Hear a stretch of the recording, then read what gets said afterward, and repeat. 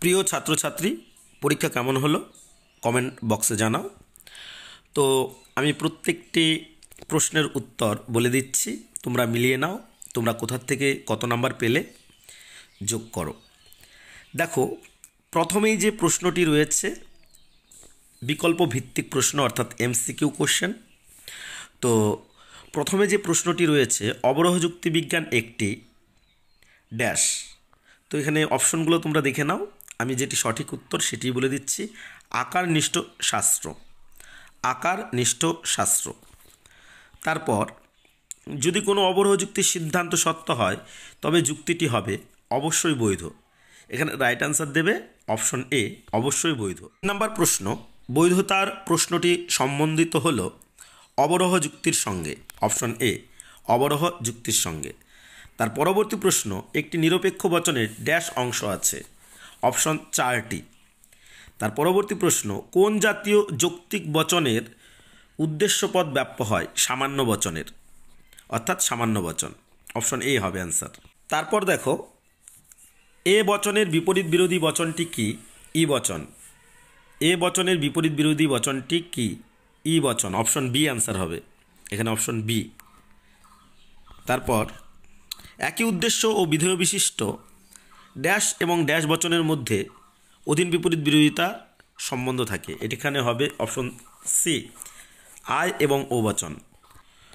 পরবর্তী প্রশ্ন, কোনো বৈধ নিরপেক্ষ ন্যায় অনুমানের সিদ্ধান্তে পক্ষপদ ব্যাপ্য হলে সেই পদটিকে অবশ্যই আশ্রয় বাক্যে ব্যাপ্য হতে হবে বা হয়।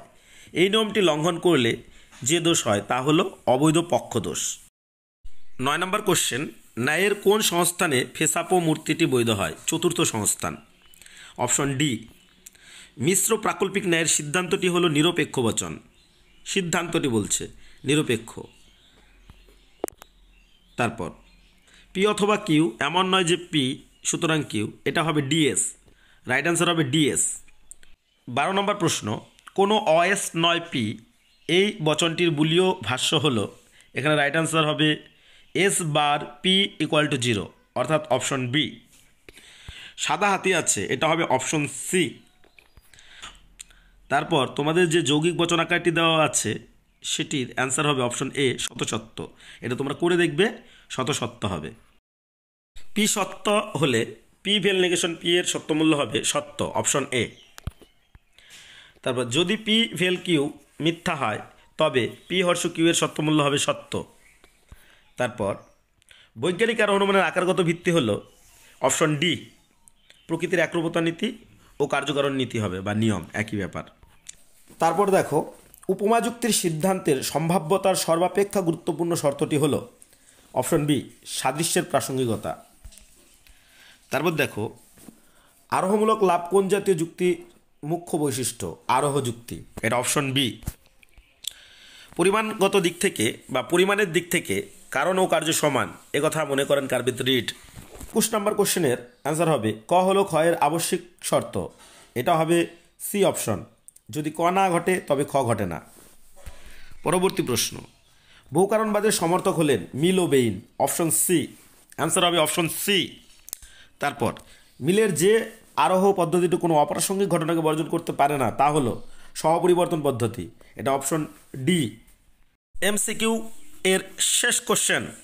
দেখো, আমি বলেছিলাম যে 2টা সেট থাকলেই তোমরা অন্যয় ব্যতিরেকী পদ্ধতি লিখে দেবে, অর্থাৎ 24 নম্বর কোশ্চেনের অ্যান্সার হবে অপশন সি, অন্যয় ব্যতিরেকী পদ্ধতি বা যুগ্ম পদ্ধতি। আশা করি সকলেই 24-এর 24 পেয়েছো। যারা যারা আমার এই ইউটিউব চ্যানেল ফলো করেছো, এমসিকিউ কিন্তু প্রত্যেকটাই এসেছে, যা যা আমি করিয়েছি সেগুলির মধ্যেও, এবং এসিকিউ অথবা কমন পড়েছে। তোমরা দেখলেই বুঝতে পারবে, তোমরা এর আগে নোট দেওয়া আছে সেগুলোর সঙ্গে এসিকিউটা মিলিয়ে নাও। আর লজিকটা নিয়ে আমি আলোচনা করছি একটু পরেই। তোমরা তাই সাবস্ক্রাইব করে বেল আইকনে ক্লিক করে অল করে রাখো।